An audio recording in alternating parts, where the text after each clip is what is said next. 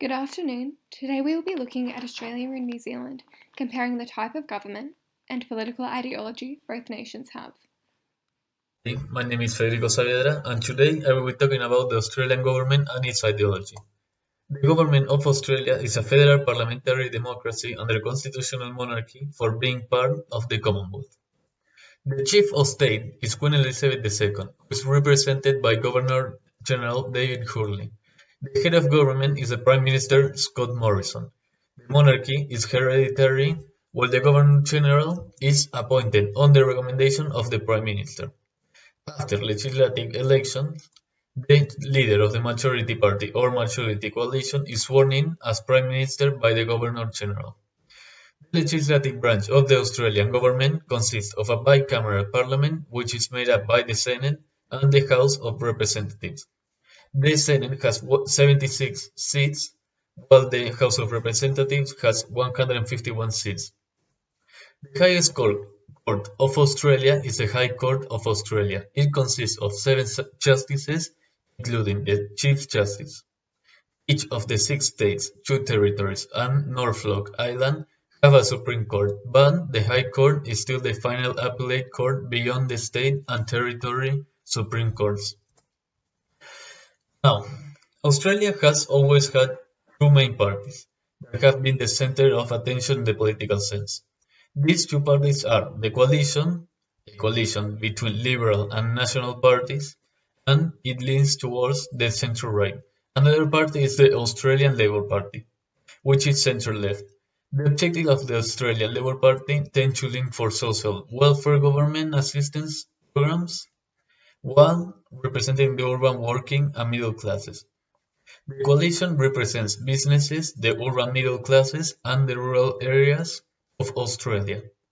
The most prominent of these parties is the coalition since it's been governing for a longer time and has been elected more times than the Australian Labor Party. The amount of counted days when comparing these two parties in power is more than 30,500 days for the coalition, and as for the Labour Party, it would count up to 12,200 days.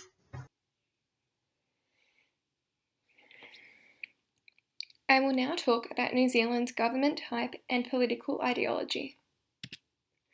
New Zealand is a constitutional monarchy with a parliamentary system of government. As a result, the Queen of England is the head of state, however she is represented by a Governor-General in New Zealand.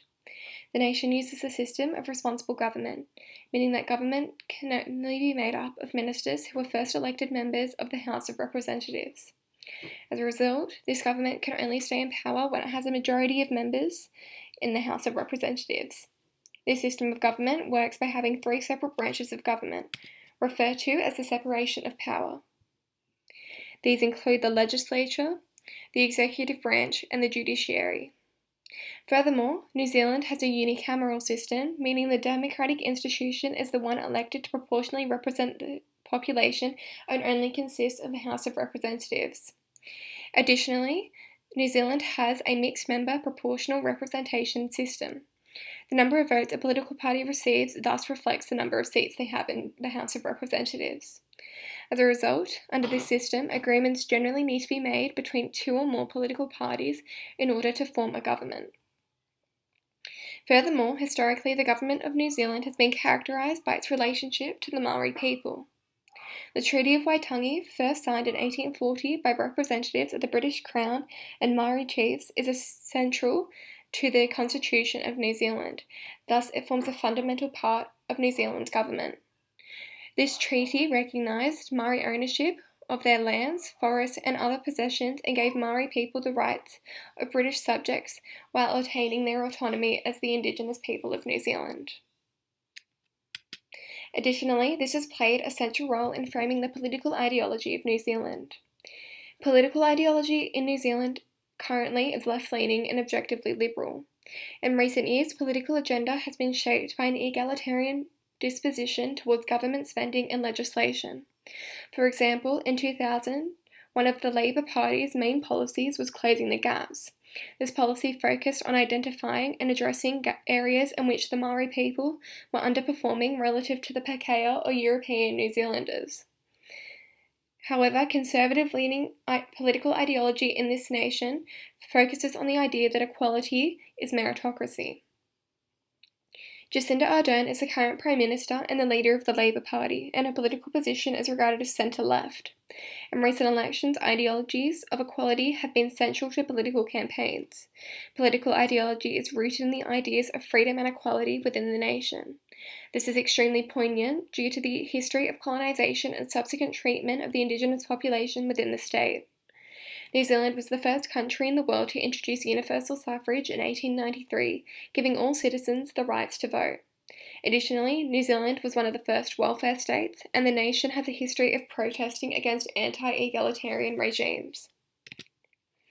Within New Zealand, there are a variety of political parties representing different objectives for the people. However, the main political parties represented in Parliament are the Labour Party, National Party, New Zealand First Party, Green Party, and the ACT Party. However, the two major parties are the Labour Party and National Party in New Zealand. Within this nation, support for the larger parties is influenced by ideological differences. Comparatively, support for smaller and more extreme parties is generally controlled by economic self-interest. This highlights that political ideology is central to the functioning of New Zealand government. Now I'm going to talk about the comparison between the Australian government and the New Zealand government. The two governments have the similarity in the fact that they are in part a monarchy, with even having the same queen, the Queen of England, Elizabeth II. Furthermore, both governments are also primarily parliamentary. The New Zealand government has a unicameral parliament made up by the House of Representatives, whilst the Australian parliament is bicameral, being composed by the Senate and the House of Representatives. Unlike the Australian Constitution, one of the main points of the New Zealand Constitution, and thus the overall political ideology of New Zealand, is the relation with the Maori population. From the colonial era, the Maori people were recognized as equal to British citizens, and that same type of mentality has continued into the formation of New Zealand government and to these days. When comparing Australia and New Zealand's political ideology, it is clear that historically Australia has favoured right-wing political ideology, whereas New Zealand has leaned towards left-wing ideology. This is clear through the dominance of the Australian Liberal Party, as well as through both major Australian political parties being conservative in nature. Subsequently, the dominance of left-wing political parties in New Zealand clearly shows an ideological difference between the two states. Therefore, when comparing the two nations, it is important to recognise that New Zealand has had a long history of civil rights and effectively implementing policies that promote equality. As noted, this has shaped the political ideology of the nation and resulted in a Liberal dominance in Parliament. Comparatively, Australia does not share the same history of liberty and equality for all inhabitants of Australian land. Instead, Australia's political ideology is largely focused on economics and foreign policy. As noted, the Australian Liberal Party has won the past 3 federal elections, emphasising a clear dominance of right-wing political ideology. Comparatively, New Zealand is currently under the leadership of the left-wing Labour Party, and in the past 20 years, this party has won 4 out of the 7 federal elections. Furthermore, Australia has focused on neoliberal policies and right-wing views in regards to environmental policies and immigration. This is especially clear through the presence of detention centres for refugees in Australia and the refusal of the government to create left-wing environmental policies in regards to climate change. Comparatively, New Zealand has abolished past refugee policies in order to reduce restrictions on individuals asking for asylum. Furthermore, New Zealand has passed more climate change initiatives in order to reduce the impact of climate change in the nation. This shows a clear divergence between the two states and their political ideologies and how they deal with global issues. In order to exemplify the differing political ideologies in both nations, I would look at the example of how political ideology has shaped the treatment of Indigenous populations in both nations, as the political systems in these nations are indisputably linked to their respective Indigenous populations. An important question to pose today is why is there such differing treatment of Indigenous populations in both nations? While Australia's treatment of Indigenous Australians has been historically horrific and discriminatory, as seen through the White Australia policy implemented in the 1900s that stopped immigration from non-Europeans, and the Stolen Generation, which was a government-funded program that allowed the government to take Indigenous children from their homes. These two historical programs are based on the conservative political ideology of the time. Comparatively, New Zealand has embraced Maori culture, with both the New Zealand national anthem being sung in the native Maori language and the language being taught in all New Zealand schools.